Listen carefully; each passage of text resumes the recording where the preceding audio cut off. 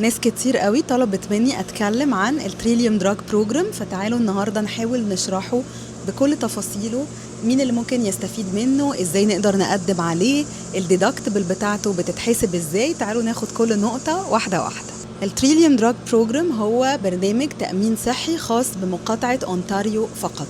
في مقاطعة أونتاريو الأوهيب أو الهيلث كارد أو التأمين الصحي الحكومي اللي هو عند كل الناس بيغطي بس تمن الكشف بتاع الدكتور وتمن أي عملية أي حد بيحتاجها، لكن مش بيغطي تكلفة الأدوية. فلما الدكتور بيكتب لنا أي دواء في أونتاريو عادي بناخد الروشتة ونروح نجيب الدواء وندفع تمنه.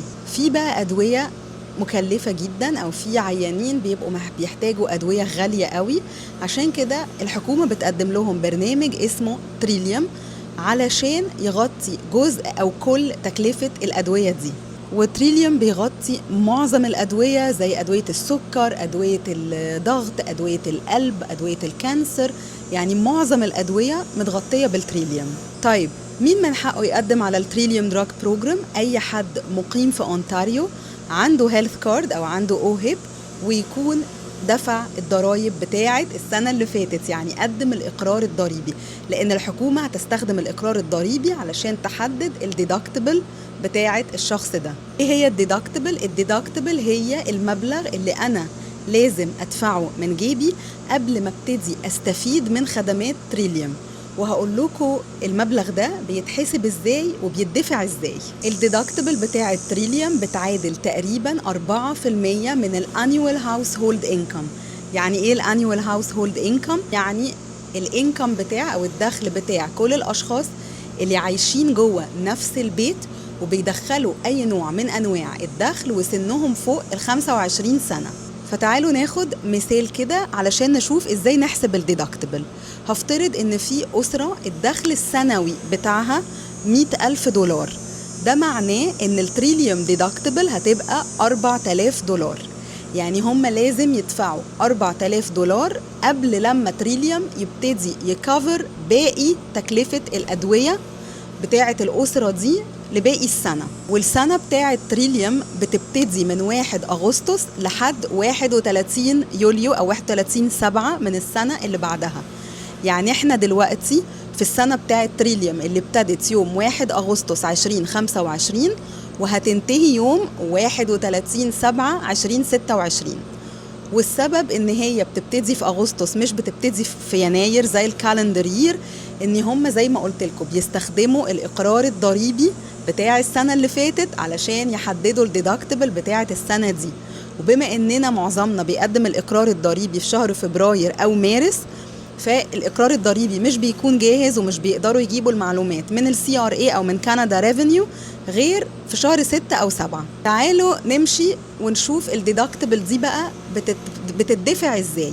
يعني احنا قلنا لو البيت دخله $100,000 في السنة هتكون الديدكتبل بتاعته $4,000. $4,000 دي بتدفع ازاي؟ $4,000 دي بتتقسم $1,000 كل 3 شهور، يعني كل كورتر في 25% من الديدكتبل. يعني شهر 8 و9 و10 هيدفع $1,000. يعني بما ان السنة بتبتدي من 1 أغسطس يبقى أول كورتر هو أغسطس، سبتمبر، أكتوبر، دول هيدفع فيهم 25% من الديدكتبل أو ربع الديدكتبل وهكذا. طيب الديدكتبل بتدفع ازاي؟ الديدكتبل بتدفع عن طريق ان انا كل مرة بروح اشتري الدواء بتاعي من الصيدلية انا بدفع سعر الدواء من جيبي، والسعر اللي انا بدفعه ده هو اللي بيروح عشان يسدد الديدكتبل بتاع التريليوم. ازاي بدفع الديدكتبل دي؟ بدفع الديدكتبل دي عن طريق ان انا كل مرة بروح اشتري العلاج بتاعي بدفع أنا من جيبي لحد لما نوصل للديدكتبل بتاعة الكورتر ده. وفي المثل بتاعنا احنا قلنا الانيوال ديدكتبل 4000، يعني الديدكتبل في الكورتر الواحد $1,000. فلو أنا مثلا هروح أول مرة هجيب العلاج مثلا $800، يبقى أنا أول مرة هصرف العلاج هدفع $800 كلهم. لو احنا افترضنا ان ده علاج شهري فهروح الشهر اللي بعده اصرف نفس العلاج، الشهر اللي بعده هدفع $200 بس وهاخد العلاج مش هدفع الباقي. والشهر الثالث مش هدفع ولا حاجة وهاخد العلاج بتاعي. والديدكتبل بتاع التريليوم مش بندفعها إلا لما نصرف الدواء. يعني لو أنا النهاردة في الكورتر الأول ما اشتريتش ولا دواء يبقى أنا مش هدفع الديدكتبل بتاعة الكورتر الأول، ولكن الديدكتبل بتترحل. يعني جيت في الكورتر الأول ما صرفتش ولا دواء فما دفعتش حاجة من الديدكتبل. جيت في كورتر 2 عايزة أصرف دواء، هتبقى الديدكتبل بتاعة كورتر 2 هي مجموع الديدكتبل بتاعة كورتر 1 وكورتر 2. يعني هيبقى في كورتر 2 الديدكتبل $2000 مش 1000، وهكذا. مين اللي بيستفيد من البرنامج ده؟ obviously اللي بيستفيد هو اللي تكلفة العلاج بتاعته هتكون أعلى من الديدكتبل نفسها. يعني لو أسرة تاني احنا ماشيين مع نفس المثل، الانيوال انكم بتاعهم $100,000 فالديدكتبل بتاعتهم في السنة $4000. لو الأسرة دي بتستهلك علاج بأكتر من $4000 في السنة يبقى هم كده مستفيدين من نظام تريليوم. أما إذا هم علاجهم أقل من $4000 فهم مش هيستفيدوا حاجة، لأن هم لازم أصلا يوصلوا لمبلغ الديدكتبل كل كورتر علشان يبتدوا يستفيدوا بالعلاج المجاني. إزاي نقدر نقدم على برنامج تريليوم؟ أول حاجة هندخل على الويب سايت بتاعكم، أنا هحط لكم اللينك في الديسكريبشن، وهنملى الابليكيشن بتاع تريليوم اللي هنحط فيها كل أفراد الأسرة اللي بيعملوا إنكم عايشين في نفس البيت وسنهم فوق 25 سنة. وطبعا من ضمن البيانات هنحط السن نمبر بتاع كل واحد فينا، والسن نمبر ده هو اللي تريليوم بيستخدمه انه يبعت الفايل للCRA علشان يستعلم عن الضرايب بتاعتنا ويحدد الديدكتبل بتاعت السنة الجديدة. فهي ابليكيشن بسيطة قوي فيها معلومات يعني زي الاسم، العنوان، الهيلث كارد نمبر، تاريخ الميلاد، والسن نمبر. مفيش حاجة أكتر من كده.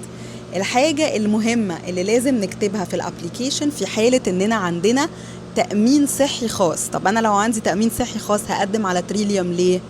لأنه في ناس بتبقى التأمين الصحي الخاص مثلا تبع شغلهم بيكون ليه لو ماكس. يعني مثلا البلان بتاعة التأمين الصحي الخاص ليها annual ماكسيمم مثلا $2000 في السنة، $1000 في السنة. فدول هيكملوا علاج ازاي باقي السنة؟ لازم يقدموا على تريليوم. بس لازم وهم بيقدموا يقولوا ان انا عندي تأمين صحي خاص تبع شركة كذا لكن ليها لو ماكسيمم. وفي الحالة دي تريليوم مش هيبتدي يدفع هو العلاج بتاعي غير لما اجيب له من شركة التأمين ماكس اوت ليتر. يعني شركة التأمين تديني جواب بيقول ان انا خلاص وصلت للماكسيمم بتاعي السنة دي علشان تريليوم يبتدي هو يكفر الأدوية مكان شركة التأمين الخاصة. بعد ما بنبعت الابليكيشن على الويب سايت بتاع تريليوم، لو كل حاجة تمام، لو احنا عاملين الضرايب بتاعتنا، لو احنا حاطين كل الممبرز بتوع الأسرة صح، لو كل بياناتنا صح، مفروض انه الابليكيشن في خلال من 7 ل 10 أيام عمل بتبقى اكتف وبيجي لنا جواب في الديدكتبل بتاعت السنة دي. وطبعا الديدكتبل كل سنة متغيرة على حسب الانكم بتاعنا في السنة اللي قبلها. يعني لو السنة اللي جاية الانكم بتاع الأسرة دي زاد أو قل فالمبلغ بتاع الديدكتبل هيختلف برضو حسب الانكم بتاعهم. طبعا زي ما قلت لكم أكتر ناس بتستفيد من تريليوم هي الناس اللي فعلا بتحتاج علاج مكلف جدا.